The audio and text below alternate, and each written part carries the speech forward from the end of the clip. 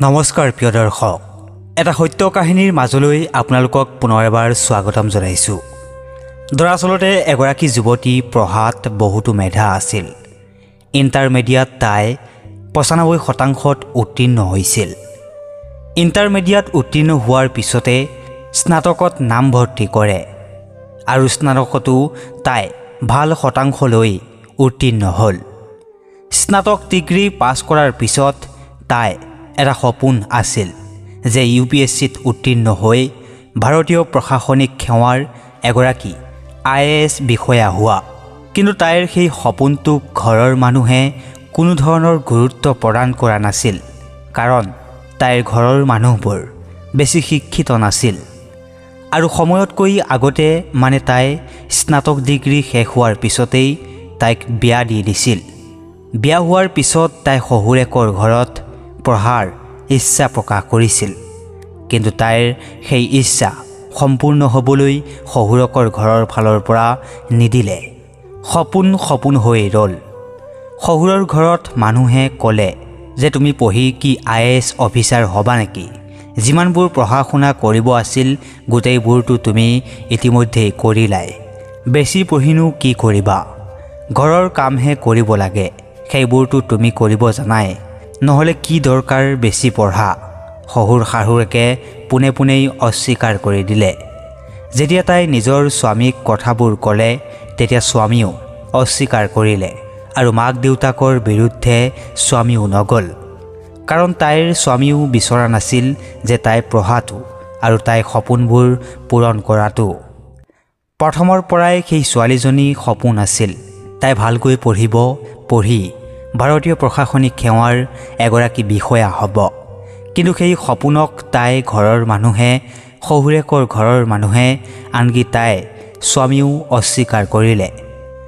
যেতিয়া তাই এনেকুৱা এটা সপোন সৰুৰে পৰাই পুহি ৰাখিছিল আৰু তাৰ কাৰণে তাই সৰুৰ পৰাই ভালকৈ পঢ়িছিল, কিন্তু পিছত যেতিয়া সপোনবোৰ পূৰণ নহ'বলৈ ধৰিলে, গম পালে যে তাই মনত এটাই মাথো চিন্তা আহিল যে মোৰ মা দেউতাই মোৰ সপোনবোৰ সপোন বুলি নধৰিলেই, এতিয়া মোৰ শহুৰ শাহুৰেও লগতে মোৰ স্বামীও মোৰ সপোনটোক কোনো ধৰণৰ সমৰ্থন নজনালে।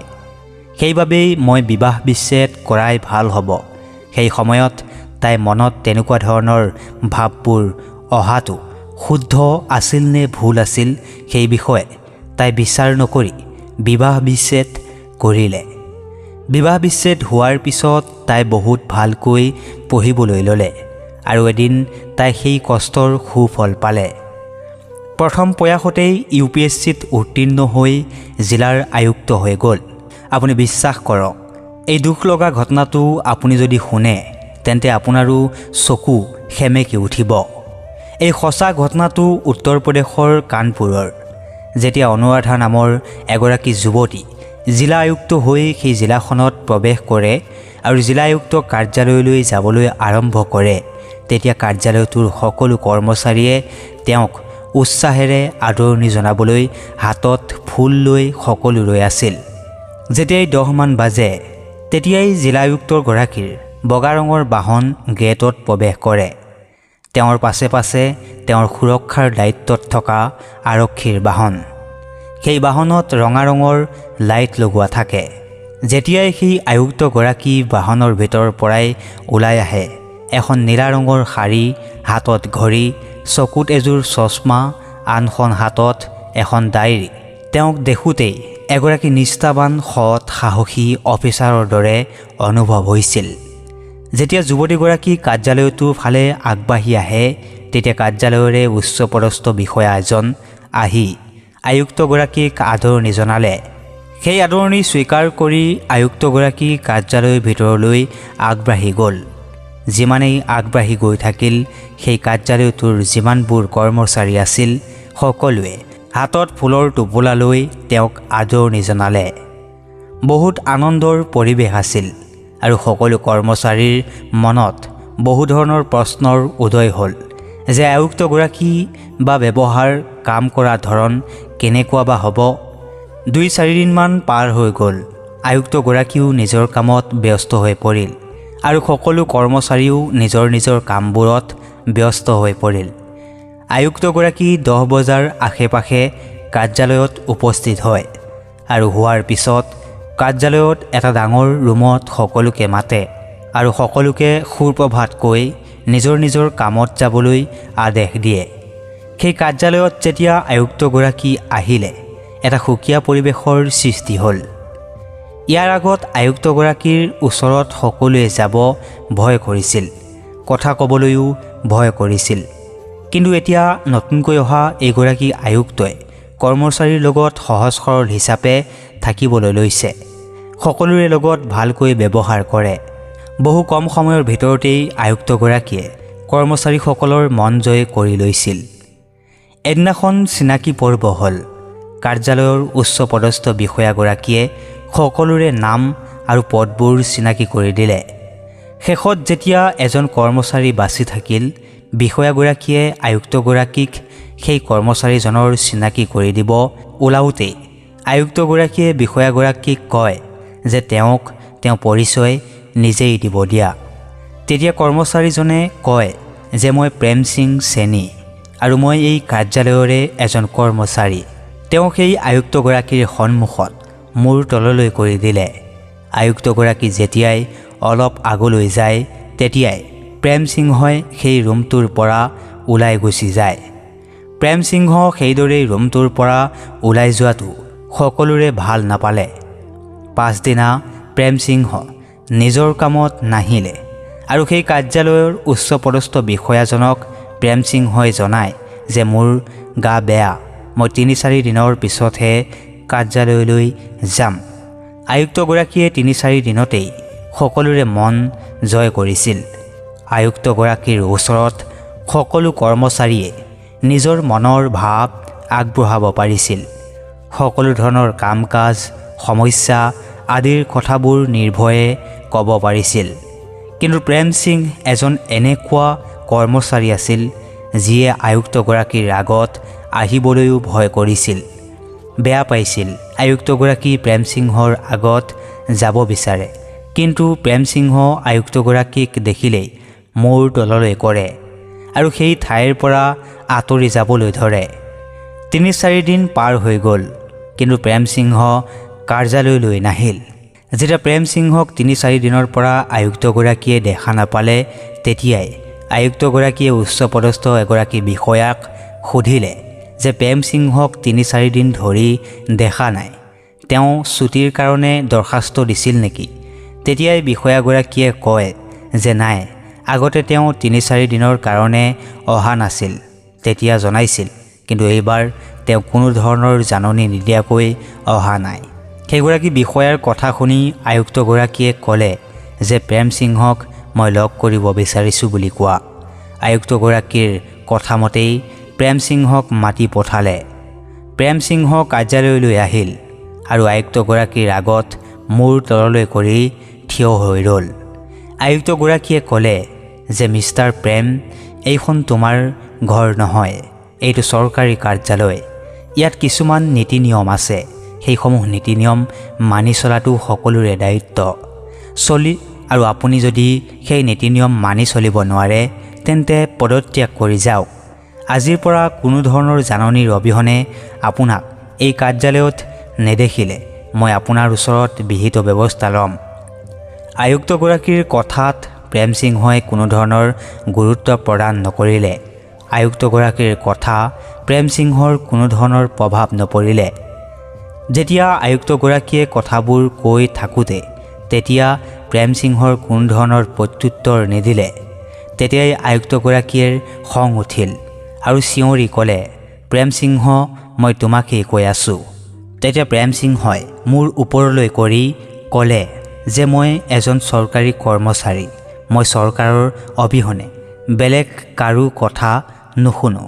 মোৰ ছুটি শেষ হোৱা নাছিল, মই অহা নাছিলোঁ। মই ছুটিৰ বাবে য'ত ইমেইল পঠাব লাগে তাত পঠাই দিছোঁ। আয়ুক্তগৰাকীয়ে উচ্চপদস্থ বিষয়াজনক মাতিলে আৰু সুধিলে প্ৰেম সিংহৰ এনেকুৱা ধৰণৰ ব্যৱহাৰ কিহৰ বাবে। তেতিয়া উচ্চপদস্থ বিষয়াজনে ক'লে যে এই কাৰ্যালয়টোত প্ৰেম সিংহই যোগদান কৰা 2 বছৰ হৈছে। যেতিয়াৰ পৰাই এই কাৰ্যালয়টোত প্ৰেম সিংহ আহিছে, প্ৰেম সিংহৰ কোনো ধৰণৰ শত্ৰুও নাই, কোনো ধৰণৰ বন্ধুও নাই। প্ৰেমসিংহ আহে, তেওঁৰ নিজৰ দায়িত্ববোৰ সুন্দৰকৈ কৰে আৰু গুচি যায়। এই কাৰ্যালয়টোত এজন ছিনিয়ৰ কৰ্মচাৰী, তেওঁৰ নাম আছিল বৰ্মা। যেতিয়া কোনো ধৰণৰ টেণ্ডাৰ আহে, সেই ছিনিয়ৰ কৰ্মচাৰীজনৰ চহীৰ অবিহনে টেণ্ডাৰখন সম্পূৰ্ণ নহয়। প্ৰতি টেণ্ডাৰৰ নামত ঘোষ লৈছিল আৰু এইটো ক'লে যে এই কাৰ্যালয়ত আপুনি অহা আগত যিজন আয়ুক্ত বিষয়া আছিল, তেওঁ আৰু বৰ্মা মিলি সকলো ঘোষ লৈ অনৈতিক কাৰ্য চলাইছিল। যেতিয়া উচ্চপদস্থ বিষয়াগৰাকীয়ে আয়ুক্তগৰাকীক সেই সকলোবোৰ ক'লে, আয়ুক্তগৰাকীয়ে বৰ্মাৰ ওপৰত তদন্ত আৰম্ভ কৰিলে। বৰ্মাই যেতিয়া গম পালে যে তাৰ ওপৰত আয়ুক্তগৰাকীয়ে তদন্ত চলাই আছে, তেতিয়াই তাৰ ভাল নালাগিল আৰু মনে মনে ভয়ো খাব ধৰিলে। এদিনাখন এখন নদীৰ টেণ্ডাৰ আহিল আৰু সেই টেণ্ডাৰখন আয়ুক্তগৰাকীয়ে অস্বীকাৰ কৰি দিলে, কাৰণ তেওঁ ভাবিলে যে সেই টেণ্ডাৰখন অনিয়মেৰে পাছ কৰা হৈছে, কাৰণ সেই টেণ্ডাৰখন বৰ্মাৰ ফালৰ পৰা আহিছিল।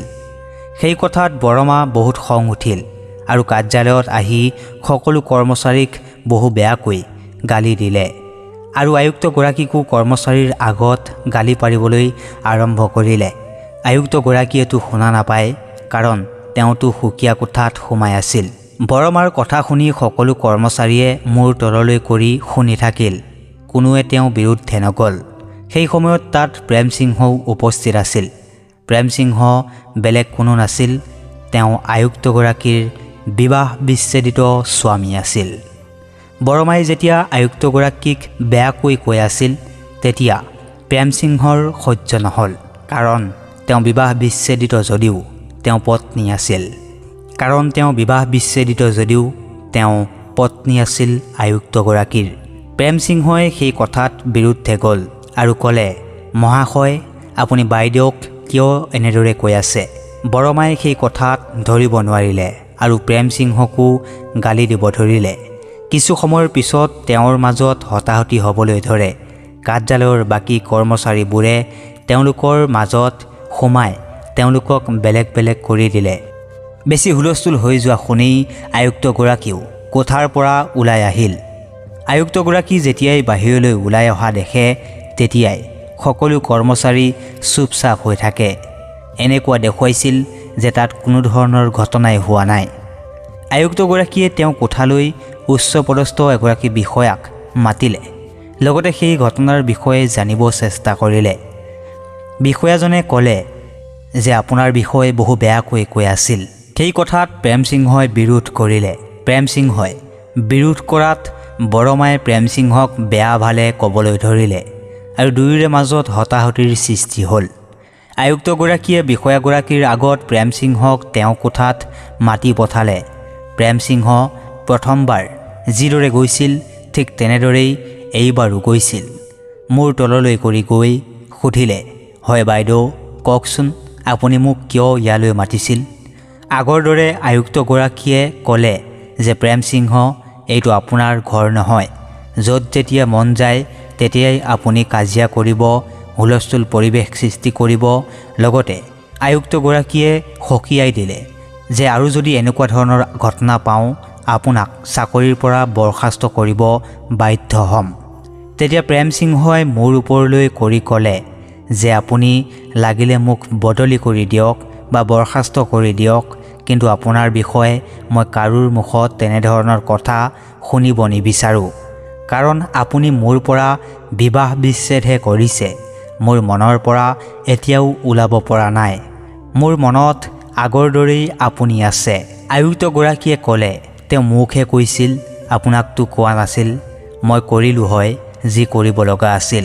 প্ৰেমসিংহ সেই কোঠাৰ পৰা ওলাই যোৱাৰ পিছত আয়ুক্তগৰাকীৰ দুয়ো চকুৱেদি চকুপানী বৈ আহিছিল আৰু অলপ সময়ৰ পিছতেই সকলো আগৰ দৰেই সহজ হৈ চলিব ল'লে। অনুৰাধা আৰু প্ৰেমসিংহই দুয়োকে কিবা ক'ব খুজিলে, তেওঁলোকৰ মাজত কথা পাতিব বিচাৰিলে, কিন্তু দুয়োৰে মাজত দূৰত্ব বজাই ৰাখিছিল। এদিনাখন আয়ুক্তগৰাকীৰ ওচৰত ফোন আহে যে সেই কাৰ্যালয়লৈ কেবিনেট মন্ত্ৰীয়ে সেই কাৰ্যালয় নিৰীক্ষণ কৰিব। সেই কথা গম পাই আয়ুক্তগৰাকীয়ে সকলোকে ক'লে যে সময়তকৈ 2 ঘণ্টাৰ পূৰ্বে সকলো কাৰ্যালয়ত উপস্থিত হ'বলৈ। পিছদিনাৰ কথামতেই হ'ল। সকলোৱে নিজৰ নিজৰ কামত ভালকৈ লাগিলে যাতে কোনো ধৰণৰ খুঁত ৰৈ নাযায়। সকলো সময়তকৈ সোনকালে আহিল, কিন্তু সকলোৰে ভিতৰত এজন ব্যক্তি অহা নাছিল। তেওঁ হ'ল প্ৰেমসিংহ সেনী। আয়ুক্তগৰাকীয়ে প্ৰেমসিংহক বিচাৰিলে, কিন্তু ক'তো দেখা নাপায়। উচ্চপদস্থ এগৰাকী বিষয়াক ক'লে প্ৰেমসিংহৰ বিষয়ে অনুসন্ধান কৰা। অনুসন্ধান লোৱাৰ পিছত বিষয়াগৰাকীয়ে গম পালে যে প্ৰেমসিংহক গুণ্ডা বাহিনী লগাই মাৰধৰ কৰা হৈছে আৰু ইমানেই আঘাতপ্ৰাপ্ত হৈছে যে সেই চহৰতেই ব্যক্তিগত চিকিৎসালয়ৰ ICUত ৰখা হয়। সেই কথা আয়ুক্তগৰাকীয়ে শুনি তৎক্ষণাত বুজিব পাৰিলে যে সেই কাম বেলেগ কোনো কৰা নাছিল, বৰমাৰ জৰিয়তেই কৰা হৈছিল। আয়ুক্তগৰাকীয়ে বিষয়াগৰাকীক কয় যে ড্ৰাইভাৰক কোৱা যে তৎক্ষণাত গাড়ী উলিয়াবলৈ, মই যাব লাগিব। আয়ুক্তগৰাকীৰ কথা শুনি বিষয়াগৰাকী চিন্তাত পৰি যায় আৰু ক'বলৈ ধৰে যে বাইদেউ, আধা ঘণ্টাৰ পিছত মন্ত্ৰী আহিব পাৰে। আপুনি যদি কাৰ্যালয়ত নাথাকে মন্ত্ৰীয়ে বেয়া পাব। মই এটা কাম কৰোঁ, চিকিৎসালয়লৈ বেলেগ এজন কৰ্মচাৰী পঠাই দিওঁ। তেতিয়া আয়ুক্তগৰাকীয়ে ক'লে, নহয়, মই ইয়াত থকাতকৈ তাত যোৱাটো মোৰ কাৰণে বেছি প্ৰয়োজন। বিষয়াগৰাকীয়ে ক'লে, নহয়, আপুনি ইয়াত থকাটো বেছি দৰকাৰ, নহ'লে মন্ত্ৰীয়ে বেয়া পাব।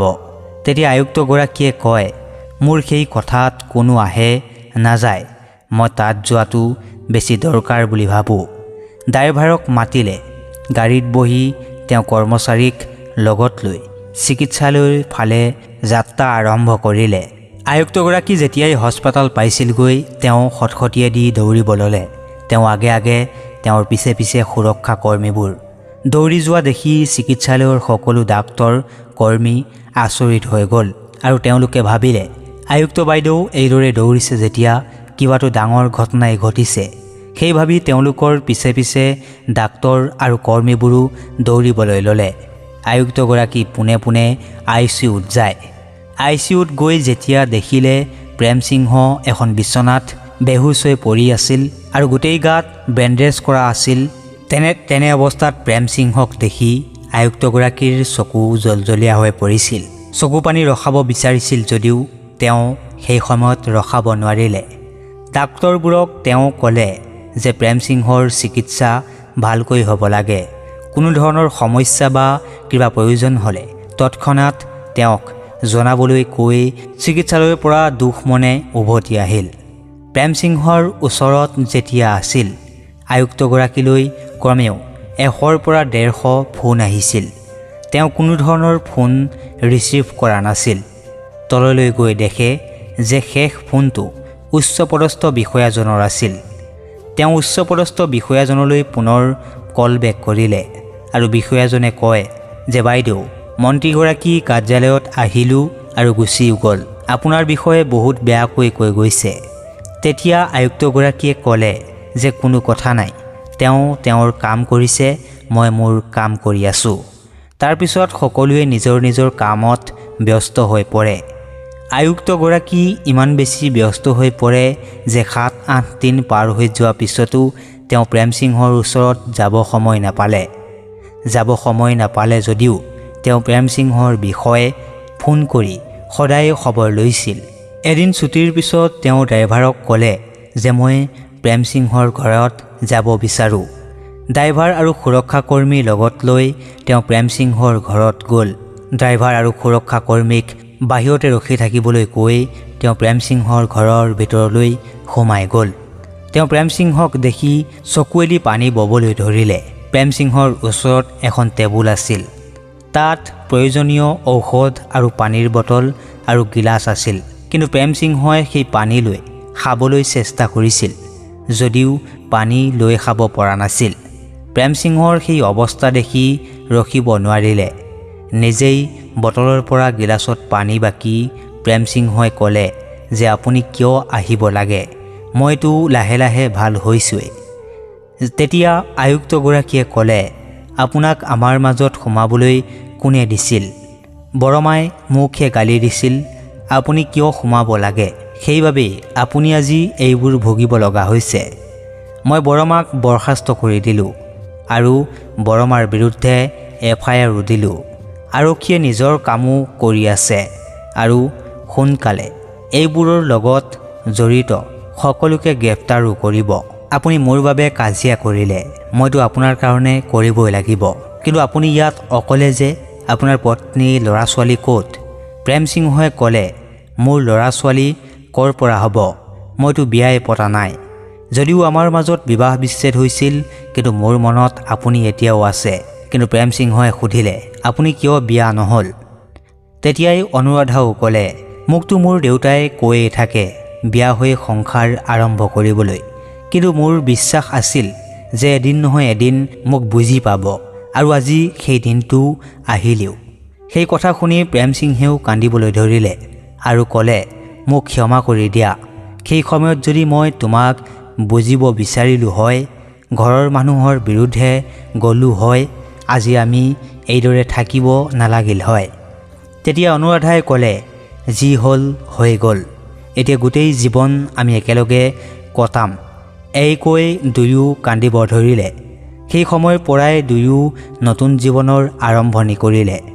প্ৰিয় দৰ্শক, আপোনালোকক এই ঘটনাটো শুনোৱাৰ আমাৰ এইটোৱেই উদ্দেশ্য যে আপোনাক সাৱধান কৰা, সতৰ্ক কৰা যে কোনো সম্পৰ্ক এটাক যদি সময় দিয়া যায়, তেন্তে সকলো সমস্যা সমাধান ওলাই যায়। কিবা এটা সিদ্ধান্ত লোৱাৰ আগত ভাবি চিন্তি ধৈৰ্য সহকাৰে সিদ্ধান্ত ল'ব লাগে। প্ৰিয় দৰ্শক, আপুনি কোন ঠাইৰ পৰা আমাৰ এই ভিডিঅ' উপভোগ কৰি আছে তলৰ কমেণ্টৰ জৰিয়তে আপোনালোকে জনাবলৈ একেবাৰে নাপাহৰিব। শেষত আপুনি ভালে থাকক, সুস্থ হৈ থাকক, কুশলে থাকক, তাৰে কামনাৰে মই যীশু বৰ্মনে বিদায় লৈছোঁ। পুনৰ এটা সত্য কাহিনীৰ লগত আপোনালোকক লগ পাম। ধন্যবাদ।